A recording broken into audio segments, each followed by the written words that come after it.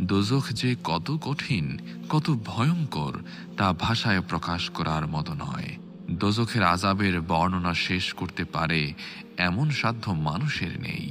হযরত রাসূল আকরাম সাল্লাল্লাহু আলাইহি ওয়াসাল্লাম বলেছেন, মেরাজের রজনীতে দোজখের আযাবের যে নমুনা আমি দেখেছি, তোমরা যদি তা দেখতে তবে দোজখ হতে রক্ষা পাওয়ার জন্য আহার নিদ্রা পরিত্যাগ করে দিবারাত্রি সিজদায় পতিত হয়ে শুধুই ক্রন্দন করতে।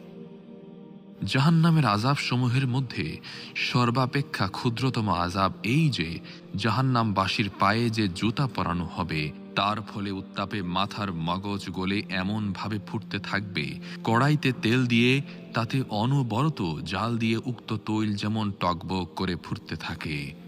উক্ত দুজখী মনে করবে যে এর চেয়ে কঠিন শাস্তি হয়তো আর কিছুই হতে পারে না, অথচ এটাই হবে দুজখের সর্বাপেক্ষা সামান্যতম শাস্তি।